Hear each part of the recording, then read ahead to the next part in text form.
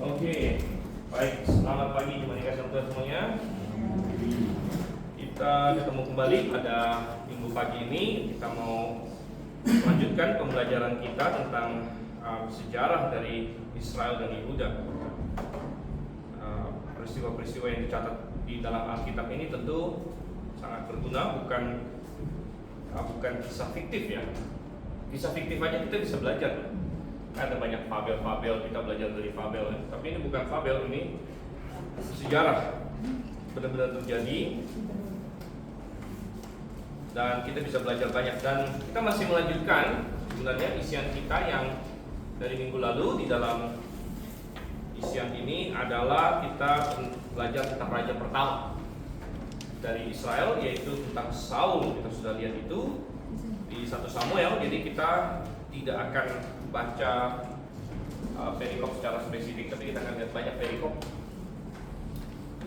Dan kalau Anda tidak punya ini, kayaknya masih ada satu di belakang itu, satu atau dua. Ya. Nah, tapi kalau Anda tidak ada, Anda bisa ikutin juga. Oke, sebelum kita mulai, kita akan doa terlebih dahulu. Dan saya minta Pak Hir ini dalam doa. Tuhan, apakah kami berkata dan baca surga yang mulia, kembali Tuhan kami anak-anakmu menghadap mengucap syukur, terima kasih atas kasih sayang kepada kami. Pagi ini Tuhan kami ingin memahami kembali firman-Mu melalui gembala kami Stephen. Biarlah beri keterangan kepada gembala kami hikmat kalbudi daripada Tuhan, setelah penerangan buat kami semua untuk lebih mengerti akan firman-Mu. Terima kasih Bapa, kiranya firman-Mu berkati kami, menguatkan iman kami dan lebih dekat kepada-Mu, karena Engkau Allah kami yang sangat perkasa. Dalam nama Yesus kami berdoa. Haleluya. Amin. Baik, jadi kita sedang berfokus kepada seorang tokoh yang lumayan terkenal dalam Alkitab, yaitu Raja Saul. Dia adalah raja pertama dari Israel, dari suku Benyamin. Kita sudah lihat itu. Dan dia lumayan terkenal. Kita teringat akan seorang rasul di Perjanjian Baru yang sebenarnya namanya juga diambil dari dia ya, yaitu Rasul Paulus, yang sebelumnya namanya adalah Saulus. Dan Saulus itu ya Saul sebenarnya. Saya menarik juga karena di dalam, kalau di Alkitab bahasa Inggris Saul dan Paul ya, cuman kalau di Indonesia ada tambah usnya gitu. Jadi Saulus dan Paulus gitu. Ini raja yang terkenal, dia raja pertama, dan kita sudah melihat bahwa dia mulai dengan baik ya. Dia mulai dengan baik, dia rendah hati pada waktu dia mulai dan lain sebagainya. Tapi ini menjadi suatu pelajaran yang penting bagi kita, yaitu bahwa yang paling penting itu bukan bagaimana cara Anda memulai, tapi yang paling penting adalah bagaimana kita mengakhiri. Mengakhiri itu jauh lebih penting daripada memulai. Nah, bukan berarti memulai nggak penting. Ya, memulai juga penting, karena Anda nggak mungkin mengakhiri kalau nggak pernah mulai. Dan selalu ada perkataan bahwa perjalanan yang 10.000 km pun dimulai dengan langkah pertama. Gitu. Jadi mulai itu penting juga. Ya. Mulai itu penting, dan suatu permulaan yang bagus itu tentu sangat mendukung. Tetapi sejarah penuh dengan berbagai contoh dan berbagai peringatan bahwa ada orang-orang yang memulai dengan baik atau cukup baik, tapi kemudian tidak menyelesaikan dengan baik begitu. Dan Saul adalah seorang yang bisa menjadi peringatan bagi kita akan prinsip ini. Nah, terakhir kita sampai isian kita nomor berapa ya? Oke, nomor 4. Jadi Saul waktu itu giat, dia berperang melawan musuh-musuh Israel seperti orang Filistin. Terutama lawan utama di zaman Saul adalah orang Filistin. Nah, kita tidak tahu karena Alkitab tidak kasih tahun-tahunnya. Kita tidak tahu berapa tahun kemudian dia mulai menyimpang ya. Tapi sebenarnya sudah lumayan. Ya, saya kira dia sudah lumayan pemerintah, sudah lumayan lama. Kemudian dia mulai menyimpang di sini. Dan coba kita lihat di pasal yang ke-13 terlebih dahulu ini ya.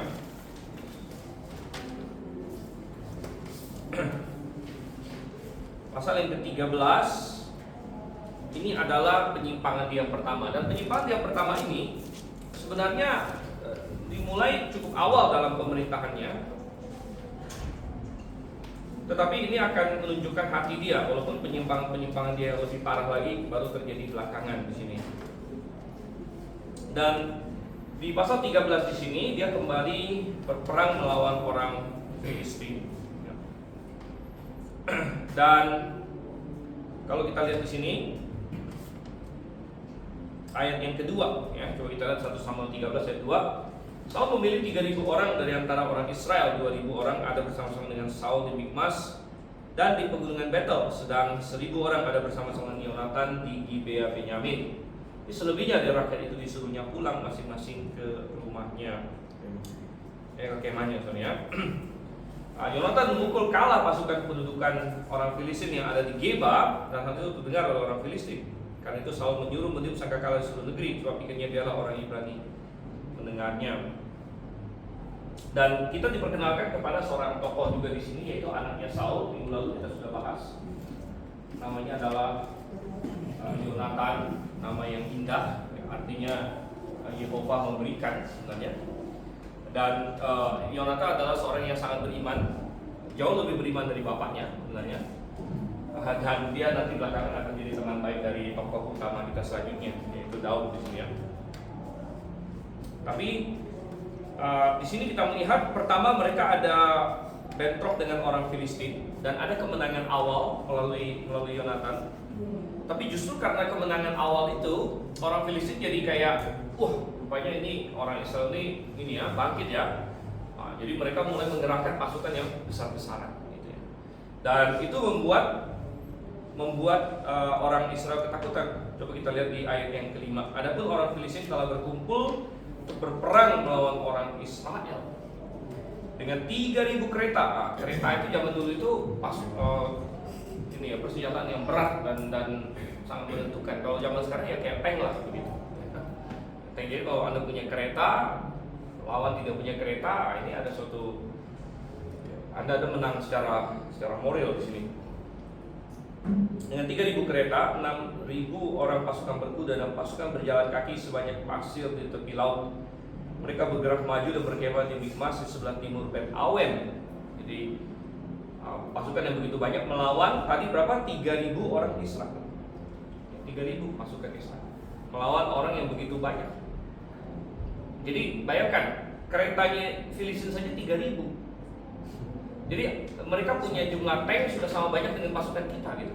Belum hitung pasukannya, tanknya aja sudah sama banyak. Jadi Anda bisa bayangkan tekanan yang ada pada Israel dan Saul pada waktu itu ya. Sehingga di ayat yang ke-6, ketika dilihat orang Israel bahwa mereka terjepit sebab rakyat memang terdesak, maka larilah rakyat bersembunyi di gua teluk batu, bukit batu, liang batu dan perigi. Nah, lalu kita lihat di sini ayatnya yang ke-8. Ia, maksudnya Saul di sini, menunggu 7 hari lamanya sampai waktu yang ditentukan Samuel. Tetapi ketika Samuel tidak datang ke Gilgal, mulailah rakyat itu berserak-serak meninggalkan dia. Sebab itu Saul berkata, bawalah kepadaku korban bakaran dan korban keselamatan itu. Lalu ia mempersembahkan korban bakaran. Nah, ayat ke-10, baru saja ia habis mempersembahkan korban bakaran, maka tampaklah Samuel datang. Saul pergi menyongsongnya untuk memberi salam kepadanya. Oke, jadi dalam isian kita dari sini ya, kegagalan Saul timbul karena kesalahan utama dia, yaitu dia tidak percaya ya pada Tuhan. Dia tidak percaya pada Tuhan dan dia tidak memiliki iman yang teguh. Dan ini berbeda dengan anaknya Yonatan. Minggu lalu kita ada bahas bahwa Yonatan salah satu tokoh yang sangat beriman. Yonatan pernah membuat suatu pernyataan bahwa tidak sulit bagi Allah untuk menolong dengan sedikit orang ataupun dengan banyak orang. Dan bagi Yonatan itu nggak masalah, dia benar-benar percaya bahwa Tuhan itu adalah pemegang alam semesta ini. Dan tidak ada yang sulit bagi Tuhan. Ya, dan seharusnya ya kita juga punya iman yang demikian, bahwa Tuhan kita adalah pemilik alam semesta ini. Bagi Tuhan tidak ada yang sulit, tidak ada yang sulit. Dan kalau misalnya Tuhan membiarkan kita melalui kesulitan-kesulitan tertentu, itu adalah demi kita. Nah, Anda bisa bayangkan kalau misalnya Tuhan tidak pernah membiarkan kita mengalami kesulitan atau kesedihan atau bahaya, tidak pernah sama sekali, maka kita tidak pernah bertumbuh sebenarnya. Karena manusia bertumbuh ketika menghadapi hal-hal seperti itu. Seseorang yang menang terus, ya bagus sih, tapi dia tidak pernah siap untuk suatu hal yang keras kemudian. Tidak pernah siap untuk kekalahan. Ya, dulu saya ada beberapa waktu lalu saya ada baca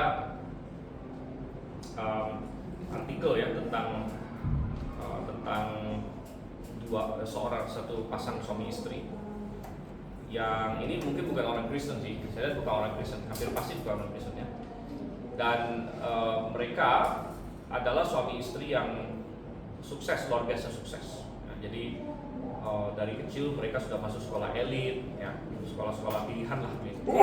Kuliah juga di universitas yang elit dan lain sebagainya, lalu keluar juga jadi kerjaan di perusahaan-perusahaan elit dengan gaji yang tinggi dan lain sebagainya. Ya. Tapi apa yang terjadi? Kemudian terjadi krisis, ya, suaminya kena pecat karena ekonomi dunia misalnya atau lain sebagainya. Istrinya juga ada masalah dan lain sebagainya. Dan apa yang terjadi? Katanya mereka bunuh diri. Mereka bunuh diri ya. Jadi ada suatu kalimat di situ di artikel itu yang saya ingat ya. Dia bilang gini, dua orang ini telah dipersiapkan dari kecil untuk sukses, tapi tidak pernah dipersiapkan untuk gagal. Jadi mereka siap untuk sukses, artinya dari kecil mereka sudah yang elit, yang ini segala macam. Tapi ketika menghadapi kegagalan, menghadapi tantangan, menghadapi suatu mundur gitu kan, dia merasa begitu terpukul, merasa begitu terpukul dan merasa begitu down sehingga dia udah bunuh diri aja. Padahal ada berapa banyak orang yang masih jauh lebih buruk dari mereka gitu dalam kejatuhan mereka sekalipun gitu ya. Dalam kejatuhan mereka sekalipun ada begitu banyak orang yang sebenarnya lebih buruk dari mereka. Tapi karena mereka tidak siap menghadapi, kan? Nah, jadi Tuhan sering memakai berbagai kesulitan dalam hidup kita, berbagai kemunduran, berbagai ya mara bahaya dan lain sebagainya, sebenarnya untuk melatih kita. Bahkan orang-orang yang hebat di dalam Alkitab semuanya boleh dibilang itu pasti mengalami kesusahan. Anda bisa lihat seorang Daud, ya. Susah apa yang tidak dia alami gitu kan? Anda melihat seorang Yusuf, ya, dan ya Paulus, ya, dan terutama tentu Tuhan Yesus, ya, Tuhan Yesus. Jadi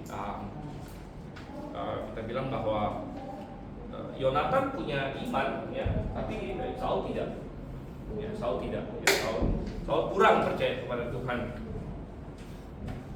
Oke, masih dalam isian kita di sini nomor 5. Hal ini muncul dalam beberapa insiden. Ya, 1 Samuel 13 yang tadi kita baca beberapa di sini. Dalam peperangan dengan orang Filistin, Saul menantikan Samuel selama berapa? 7 hari. Jadi mereka sedang bersiap-siap untuk perang di sini. Sedang bersiap-siap untuk menghadapi Filistin. Jumlah orang Filistin begitu banyak dan orang Israel tahu mereka butuh bantuan Tuhan. Mereka tahu bahwa ini harus ada suatu pertolongan yang supernatural. Dan mereka mau meminta bantuan Tuhan, mereka mau mempersembahkan korban dan lain sebagainya. Ya. Dan ternyata mereka tunggu Samuel. Samuel adalah nabi Tuhan waktu itu. Dia berhak, dia bisa mempersembahkan korban di sini. Dan ternyata dia tunggu 7 hari. Saya yakin Saul tunggu 7 hari ini dengan sangat tidak sabar. Dia bagaikan cacing kena abu pasti dia, gitu kan? Ini kok Samuel gak datang, kok 7 hari, lama banget gitu kan?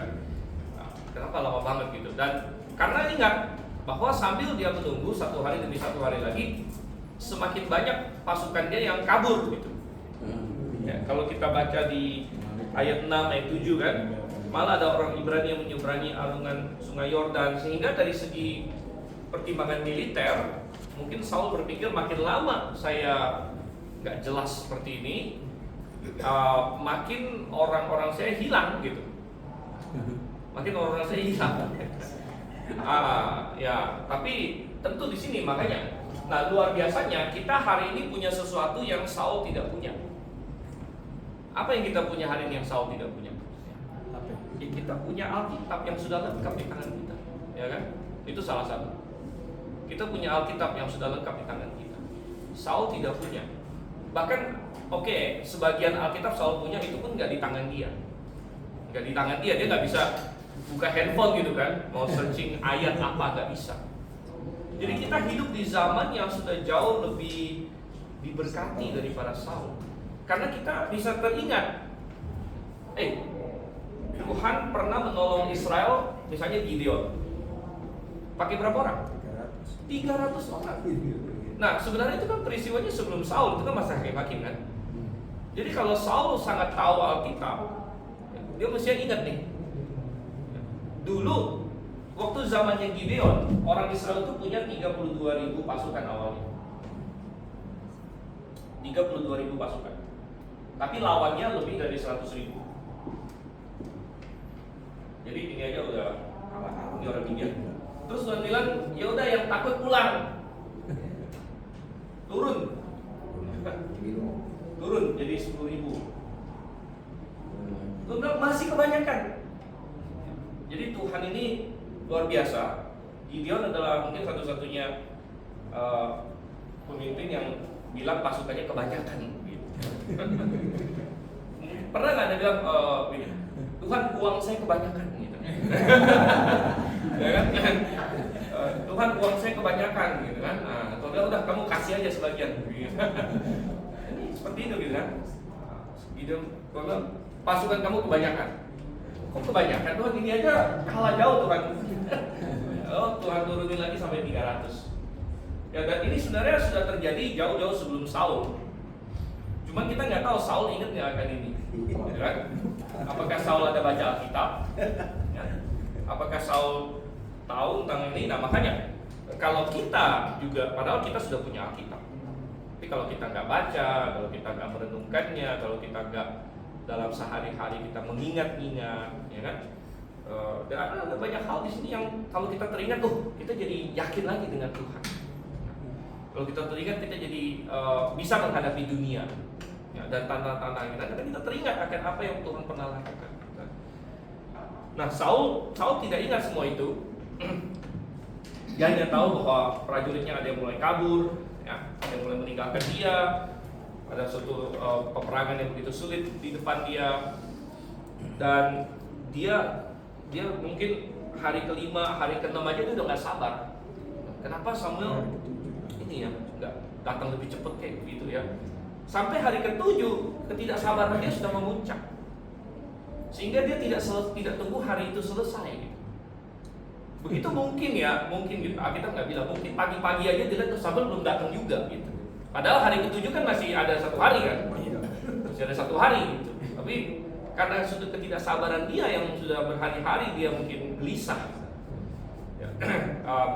Sehingga di mungkin pagi hari atau siang hari dia lihat Samuel belum datang juga, dia mempersembahkan korban itu sendiri. Dia mempersembahkan korban itu sendiri yang adalah suatu kesalahan, ya. Dia mesti tunggu Samuel. Ya, dan coba kita lihat di isian kita di sini. Ketika pada hari ketujuh Samuel belum datang dan rakyat mulai meninggalkan dia, Saul dengan tidak sabar mempersembahkan korban itu sendiri. Nah, ada seringkali suatu hal yang ironis ya dan humoris dari Tuhan mungkin. Karena begitu dia selesai mempersembahkan, datang Samuel, gitu. Datang Samuel, gitu kan. Nah, pernah nggak Anda merasa seperti demikian? Mana Anda tidak sabar akan sesuatu, Anda ambil keputusan, dan setelah Anda ambil keputusan, ternyata yang Anda tunggu atau yang mestinya Anda tunggu datang, gitu, atau terjadi, gitu kan? Nah, dan Anda menyesal, gitu kan? Aduh, coba saya lebih sabar sedikit. Nah, tentu bagi manusia ya sesudah kejadian kita gampang, tapi sebelum kejadian itu kan kita nggak tahu bakal sebentar lagi gitu. Nah di sini titiknya, ya. Di sini kesulitannya bagi manusia karena kita tidak tahu masa depan. Iya. Kalau kita langsung dikasih tahu sih 5 menit lagi gitu kan, gampang gitu kan. Ini sebenarnya kasih tahu tuh. Sebenarnya ini jauh lebih gampang lagi kan, batasnya 7 hari, 7 hari belum selesai ya. Iya. Mestinya dia tunggu sampai hari ke-8 kek. Kalau di hari ke-8 masih belum datang juga ya mungkin dia ada alasan. Udah hari ke-8 nih gitu kan. Nah, tapi enggak. Tapi kan Hari ke-7 aja dia udah nggak sabar. Ya. kalau kita posisi pas di situ, pas kita hidup zaman itu, ya ada ya. Ya itu ya nggak usah kita hidup di zaman itu ya. Di zaman sekarang ini pun manusia sering tidak sabar dengan Tuhan, gitu kan? Manusia sering ingin pokoknya ini kan harus sekarang ya. Anak muda mau cari pasangan hidup, cari pacar misalnya, wah udah nggak sabar. Nggak sabarnya sebenarnya masih muda juga gitu. Tapi nggak sabarnya itu karena mungkin dia lihat temannya udah punya pacar, mungkin dia membandingkan diri dengan orang-orang sekeliling dia dan lain sebagainya, ya.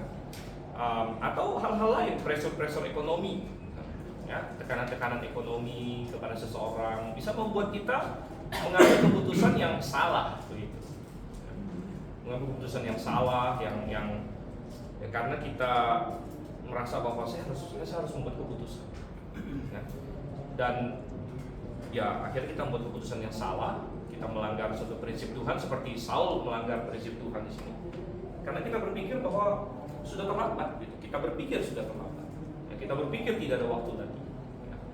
Dan oleh karena itu kita padahal ya mungkin ada jawabannya sebentar lagi begitu. Last minute ya. Tapi ya itu, kalau kita sebelum sampai ke sana kan kita nggak tahu kapan gitu kan. Nah ini yang membuat kita gelisah.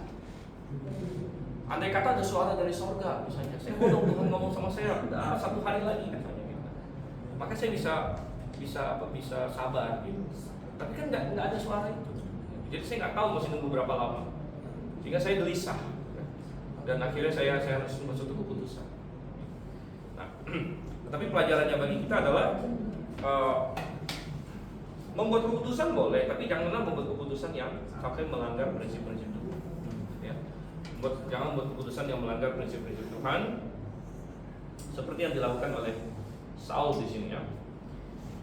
Oke, masih di lembar kita di sini. Samuel segera datang setelah itu dan menegur Saul.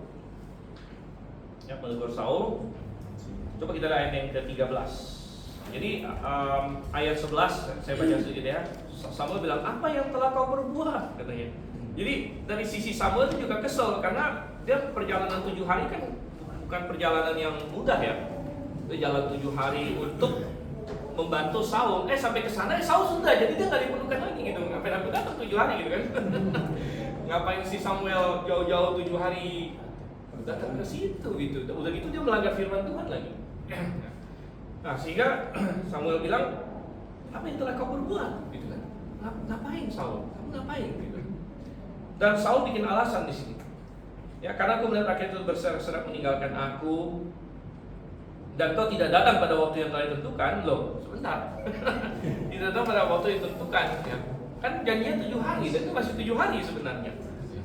Cuma tidak sesuai maunya Saul, mungkin maunya Saul 7 hari awal gitu kamu langsung datang gitu. Ya. Oke, dan rakyat meninggalkan aku pada orang Filistin bergumul emas. Pikirku sebentar lagi orang Filistin akan menyerang aku di Gilgal, pada aku belum memohonkan belas kasihan Tuhan. Sebab itu aku memberanikan diri lalu mempersembahkan korban bakaran. Kata Samuel pada Saul, perbuatanmu itu bodoh. Engkau tidak mengikuti perintah Tuhan Allahmu yang diperintahkannya kepadamu. Sesungguhnya Tuhan mengokohkan kerajaanmu atas orang Israel untuk selama-lamanya. Tetapi sekarang kerajaanmu tidak akan tetap. Tuhan telah memilih seorang yang berkenan di hatinya, dan Tuhan telah menunjuk dia menjadi raja atas umatnya, karena engkau tidak mengikuti apa yang diperintahkan Tuhan kepadamu. Jadi rupanya ada perintah Tuhan di sini. Ada perintah Tuhan kepada Saul, kamu tunggu 7 hari sampai Samuel datang, kemudian Samuel akan persembahkan korban. Suatu instruksi yang simple ya. Instruksi yang simple. Tapi untuk instruksi yang simpel ini, karena kekurangan iman dari Saul, dia tidak melakukan sesuatu perintah yang sepertinya sebenarnya tampaknya sederhana. Dia tidak lakukan itu. Dan ya ini ada banyak hal yang bisa kita bahas di sini ya. Ada banyak hal. Nomor satu, kita bisa melihat Saul, ya, dalam isian kita di sini. Insiden ini membuktikan Saul tidak benar-benar ingin menyenangkan Tuhan, melainkan hanya ingin berkatnya Tuhan, ya, berkat Tuhan atau dibilang penyertaan Tuhan. Penyertaan Tuhan dalam pengertian berkat Tuhan. Jadi Saul adalah tipikal orang dalam tanda kutip Kristen, ya. Dia kan orang Israel.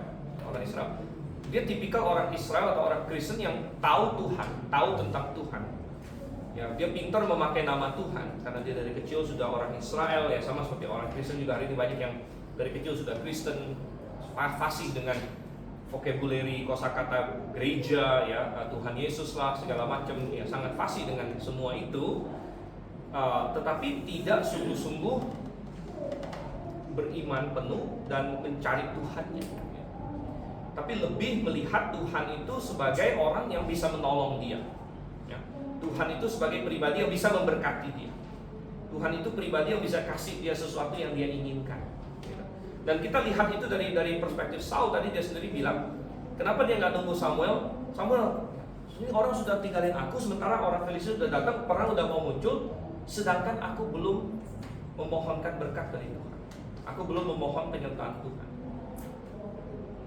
Sehingga logika dia adalah, saya akan melanggar firman Tuhan demi memohonkan penyertaan Tuhan. Kan aneh gitu kan, kalau kita pikir-pikir, ya. Jadi dia mau memohonkan penyertaan Tuhan dengan cara melanggar firman Tuhan gitu. Nah, gimana caranya, gimana logikanya gitu sebenarnya kalau kita pikirkan. Nah, dan ini suatu kesalahan yang luar biasa. Tetapi ini menunjukkan bahwa dia lebih peduli kepada yang penting saya dapat berkatnya Tuhan. Yang penting saya dapat suatu janji dari Tuhan. Nah, masalah saya harus melanggar bahkan firman Tuhan sekalipun untuk mendapatkan itu enggak masalah bagi dia, karena dia tidak memikirkan dari sisi Tuhan. Dia tidak memikirkan dengan kasih kepada Tuhan. Ya, sehingga orang-orang seperti ini adalah orang-orang yang bukan mencari Tuhannya, tapi lebih mencari kepada berkat Tuhan.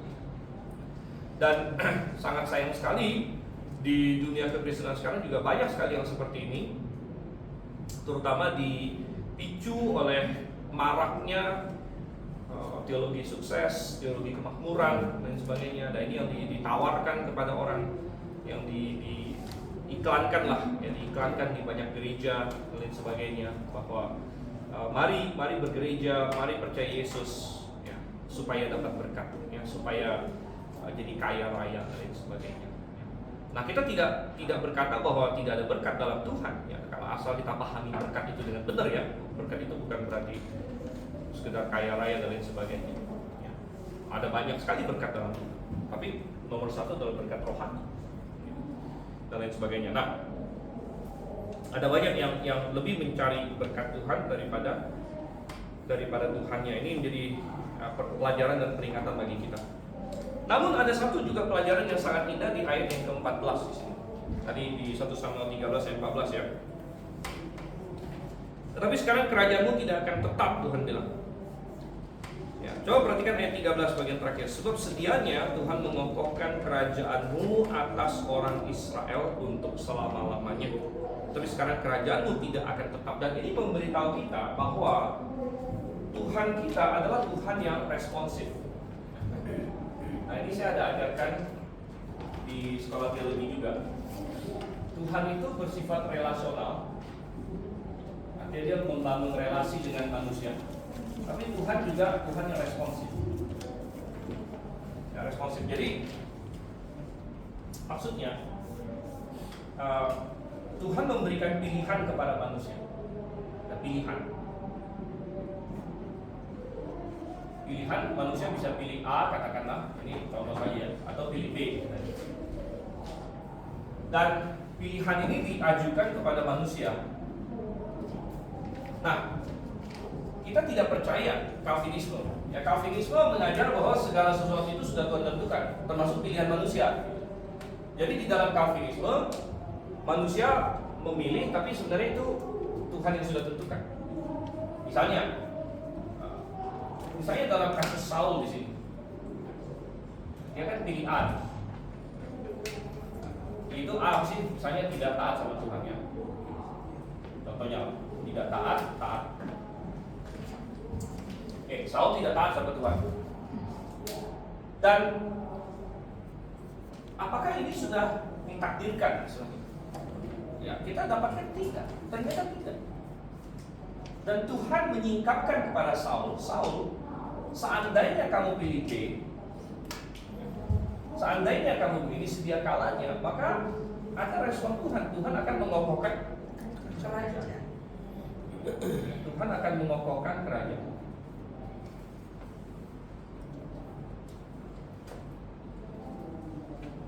Kerajaan Saul. Tapi karena Saul pilih A, yaitu tidak taat sama Tuhan, maka Tuhan bilang, aku pilih orang lain. Tuhan pilih orang lain. Dan orang lain ini tentu kita tahu adalah Daud belakang. Ya. Tuhan bilang, aku pilih orang lain. Nah, Tuhan menyingkapkan ini. Sekarang, apakah Tuhan serius atau Tuhan cuma main-main doang gitu? Kita kan percaya Tuhan pasti serius gitu kan. Tuhan tidak mungkin tipe pribadi yang main-main atau mempermainkan orang. Misalnya gini,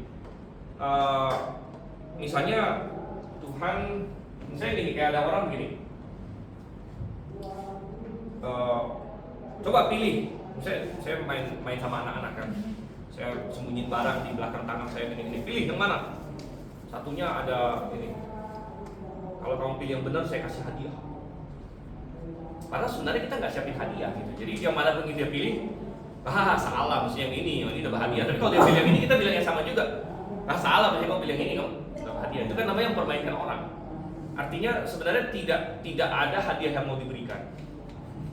Cuman kayak pura-pura doang gitu. Pura-pura memberikan pilihan, sebenarnya nggak ada pilihan gitu. Tuhan kan nggak mungkin seperti itu. Kalau Tuhan bilang, seandainya kamu pilih ini,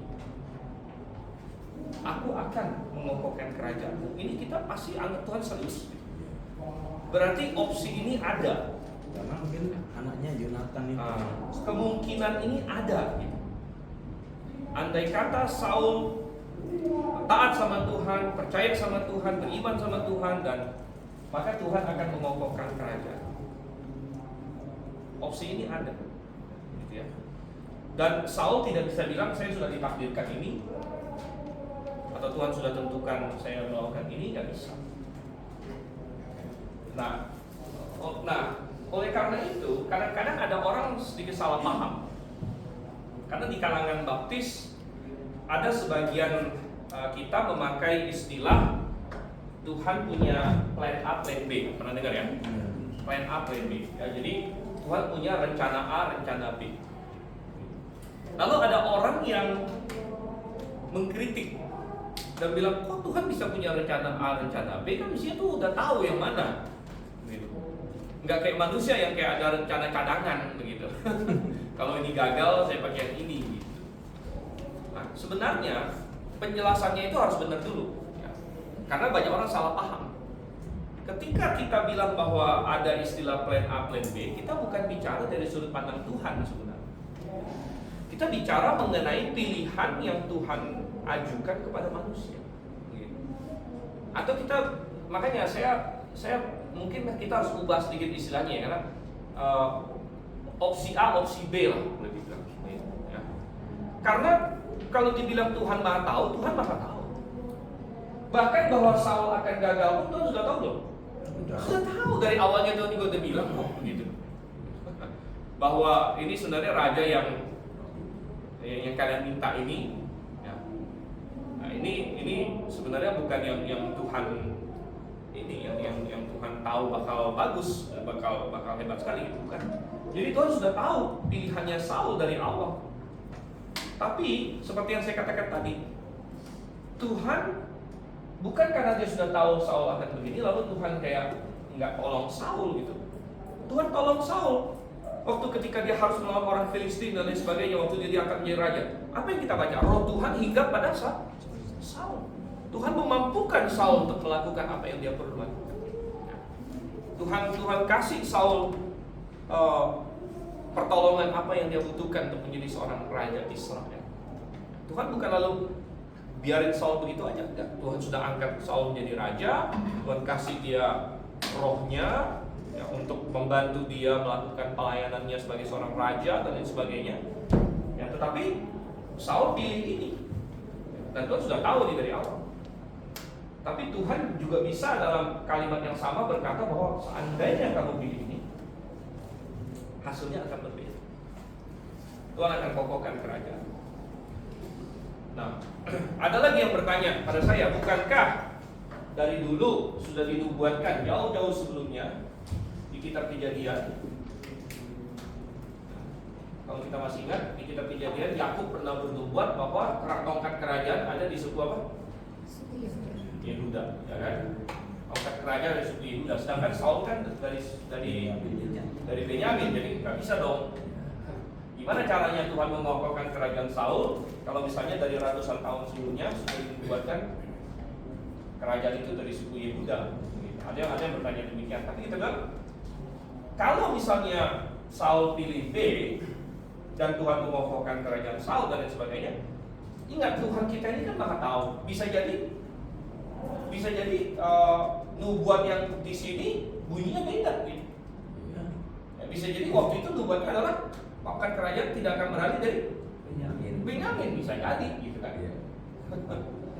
Nah, jadi maksud saya bahwa ada nubuat bahwa tongkat kerajaan ada di Yehuda itu bukan berarti Tuhan menakdirkan, tapi Tuhan sudah tahu apa yang akan terjadi. Dan seandainya Saul taat sama Tuhan, lalu Tuhan mengokohkan kerajaannya dan dia menjadi nenek moyang Mesias misalnya, ya bisa jadi nubuat di sini beda lagi bunyinya. Karena Tuhan kan maha tahu. Jadi kita harus membedakan maha tahu dengan Tuhan menakdirkan sesuatu. Nah, sama ya, yang kita bicara yang sering orang bilang plan A, plan B itu ya, sebenarnya itu kan berhubungan dengan Israel. Jadi Israel juga diperhadapkan kepada dua pilihan, yaitu apa? A, menolak Yesus atau menerima Yesus sebagai Mesias mereka, atau pilihan B apa Bang? Menolak Yesus. Ini secara nasional ya. Secara nasional. Maksudnya satu bangsa gitu.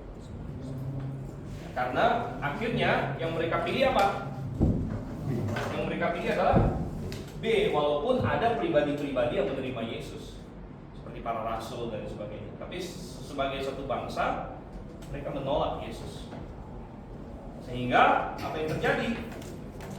Yang terjadi adalah sebagai satu bangsa mereka masuk ke dalam penghakiman. Dan penggenapan kerajaan sorga itu ditunda. Ingat waktu Tuhan Yesus datang, apa pesan yang disampaikan oleh Yohanes Pembaptis? Tuhan Yesus apa? Kerajaan sorga sudah dekat. Kerajaan Allah sudah dekat. Kerajaan sorga sudah dekat. Nah, berarti kerajaan milenium sebenarnya itu sudah dekat. Karena rajanya kan datang. Yesus kan raja gitu. Rajanya sudah datang nih untuk kerajaan ini.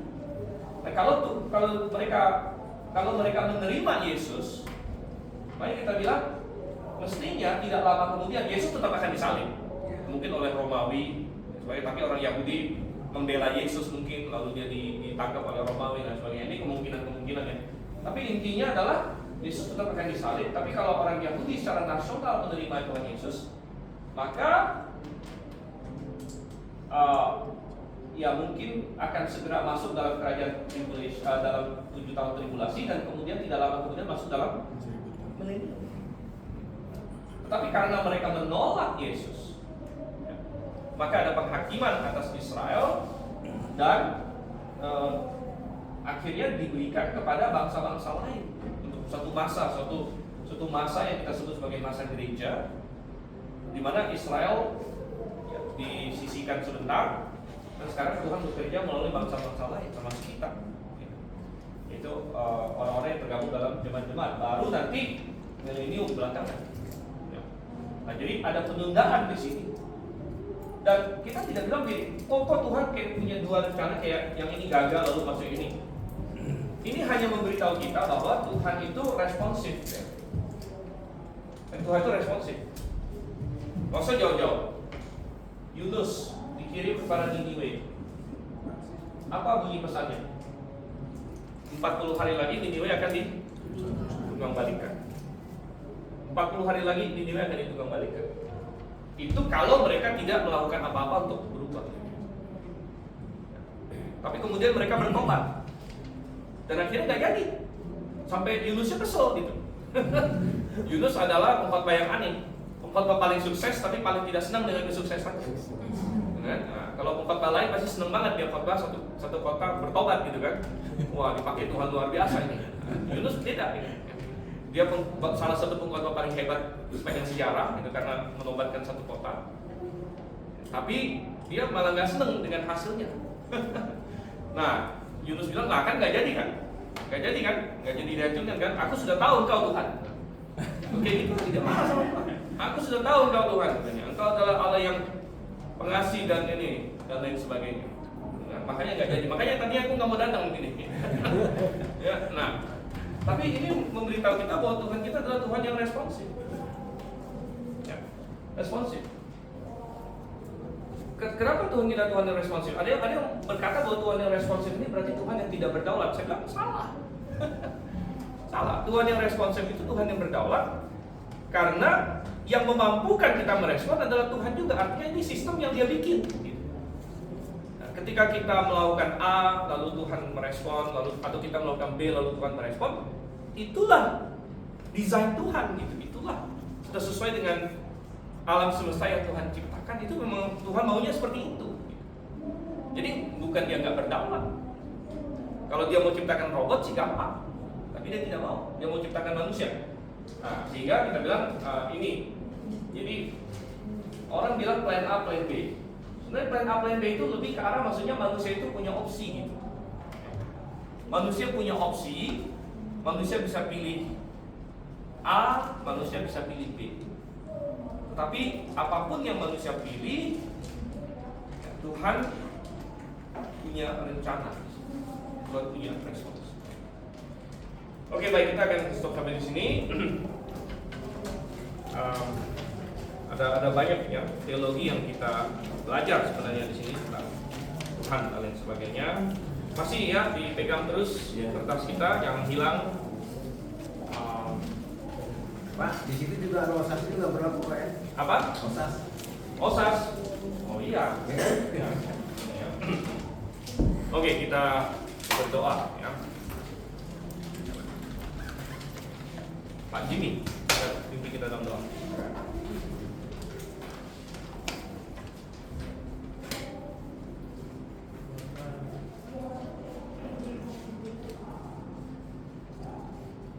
Terima kasih Tuhan atas